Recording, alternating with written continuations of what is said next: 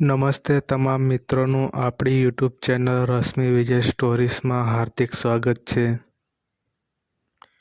મિત્રો, આજે આપણે મહાભારતના મહાન પાત્રની વચ્ચે ખોવાઈ ગયેલ પાત્ર ચિત્રગદા વિશે જાણીશું.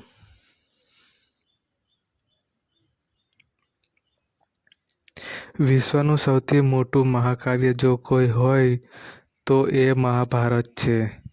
આ વાત આપણે સૌ કોઈ જાણીએ છીએ.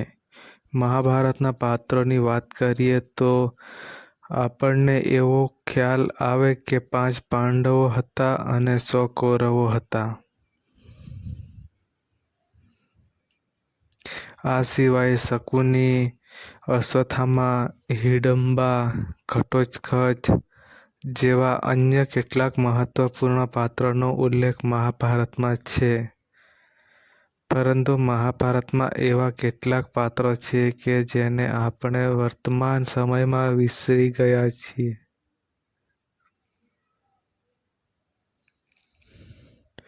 એવું જ એક વિસરાઈ ગયેલ પાત્ર અર્જુનની પત્ની ચિત્રગદાનું છે. ચિત્રગદા મહાભારતનું એક અનોખું અને પ્રેરણાદાયક પાત્ર છે કે જેની વાર્તામાં શક્તિ, કર્તવ્ય અને બલિદાનનો અદ્ભુત સંગમ છે. તેમનું જીવન એક યોદ્ધા, એક પત્ની, એક માતા અને એક રાજકુમારી તરીકેની અનેક ભૂમિકાઓને મૂર્તિમંત કરે છે. મહાભારતમાં થયેલા ઉલ્લેખ પ્રમાણે મણિપુરના રાજવી પરિવારમાં જન્મેલી ચિત્રગદા બાળપણથી જ પોતાના રાજ્ય અને લોકો પ્રત્યે સમર્પિત હતી. તેમના પિતા એટલે રાજા ચિત્રવાહન મણિપુરના શક્તિશાળી શાસક હતા, પરંતુ તેમના મનમાં હંમેશા એક ચિંતા રહેતી કે તેમને કોઈ પુત્ર નહોતો જે તેમના રાજ્યનો વારસો સાચવી શકે. રાજા ચિત્રવહને તેમની પુત્રીમાં આ સમસ્યાનો ઉલ્લેખ જોયો. તેમણે નક્કી કર્યું કે ચિત્રગદા મણિપુરની રાજગાદીની વારસદાર બનશે. આ નિર્ણય તે સમયની પ્રથાઓ અને માન્યતાઓથી વિરુદ્ધ હતો, પરંતુ ચિત્રવહનને તેની હિંમતભેર અપનાવ્યો. તેમણે સુનિશ્ચિત કર્યું કે ચિત્રગદાને એ જ તાલીમ મળે જે એક રાજકુંવરને રાજા બનવા માટે જરૂરી હતી. ચિત્રગદાએ બાળપણથી જ યુદ્ધ, તીરંદાજી અને તલવારબાજીની કળાઓમાં નિપુણતા મેળવી હતી.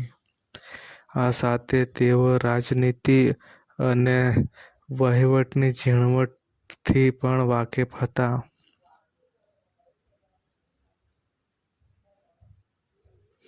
સમય વીતતો ગયો અને ચિત્રગદાએ પોતાની બહાદુરી અને નેતૃત્વ ક્ષમતાથી મણિપુરના લોકોનો વિશ્વાસ જીત્યો.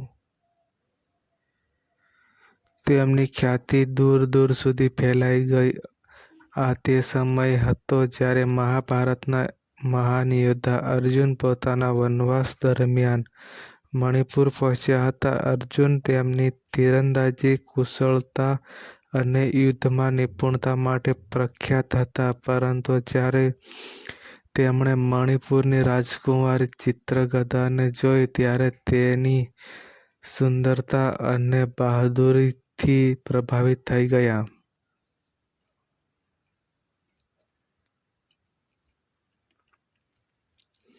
અર્જુને ચિત્રગદા સાથે લગ્ન કરવાની ઈચ્છા રાજા ચિત્રવહન સાથે વ્યક્ત કરી. આ પ્રસ્તાવ સાંભળીને રાજાએ અર્જુનને પોતાની પરંપરા અને શરતો રજૂ કરી. મણિપુરની પરંપરા અનુસાર ચિત્રગદાનો પુત્ર મણિપુરનો વારસદાર બનશે અને તેના રાજ્યમાં રહેશે. અર્જુને આ શરત ખુશીથી સ્વીકારી લીધી. લગ્ન પછી અર્જુન અને ચિત્રગદાનું જીવન પ્રેમ અને સંવાદિતાથી ભરેલું હતું. બંનેએ થોડો સમય સાથે વિતાવ્યો અને આ દરમિયાન ચિત્રગદાએ એક પુત્રને જન્મ આપ્યો, જેનું નામ બહુભ્રુવાહન હતું. બાળપણથી બભ્રુવાહનને તેની માતાની જેમ બહાદુર અને કુશળ યોદ્ધા તરીકે તૈયાર કરવામાં આવ્યો હતો. મણિપુરના ભાવિ રાજા તરીકે તેને યુદ્ધ, રાજકારણ અને વહીવટનો તાલીમ આપવામાં આવી હતી. થોડા સમય પછી અર્જુનને તેની વનવાસના નિયમોનું પાલન કરવા માટે મણિપુર છોડવું પડ્યું. તેણે ચિત્રગદા અને બભ્રુવાહનને રાજ્યમાં જ રહેવા દીધા કારણ કે તે જાણતા હતા કે આ મણિપુરની પરંપરા અને રાજ્યના કલ્યાણ માટે સારું રહેશે. ચિત્રગદાએ આ નિર્ણયને પૂરા આદર અને નિષ્ઠા સાથે સ્વીકાર્યો.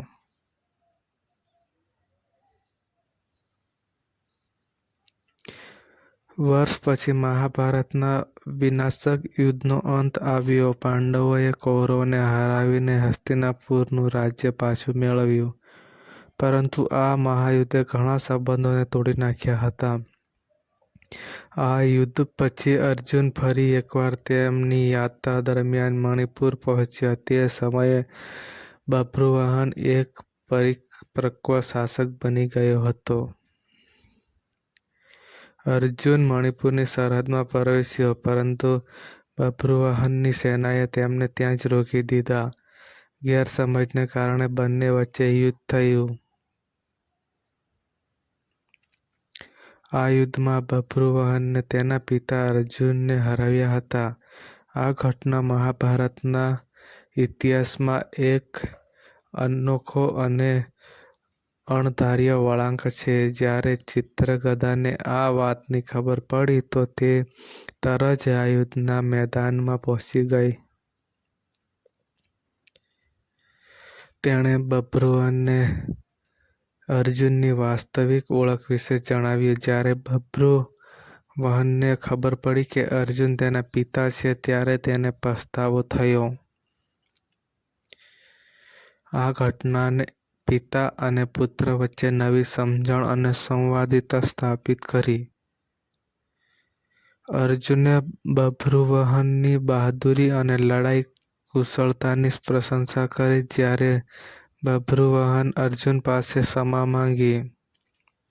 આ ઘટનાએ મહાભારતની વાર્તામાં એક નવું માનવી અને ભાવનાત્મક પરિમાણ ઉમેર્યું.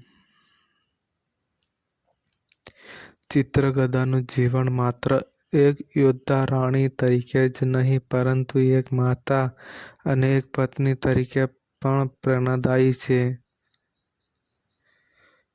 તેમણે ક્યારેય પોતાની અંગત ઇચ્છાઓને પોતાના રાજ્ય અને પ્રજાની ફરજો ઉપર સ્થાન આપ્યું નથી.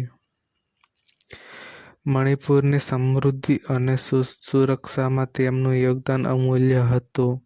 તેમની વાર્તા આપણને શીખવે છે કે કોઈ પણ સંજોગોમાં આપણું કર્તવ્ય કેવી રીતે નિભાવવું તે સ્ત્રી શક્તિ, હિંમત અને ફરજ પ્રત્યેની નિષ્ઠાનું પ્રતીક છે.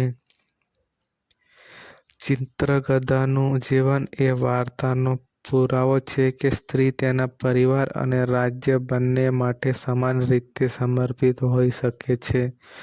મહાભારતમાં તેમની ભૂમિકા ભલે નાની હોય, પરંતુ તેમનું મહત્વ અવિશ્વસનીય અને પ્રેરણાદાયી છે.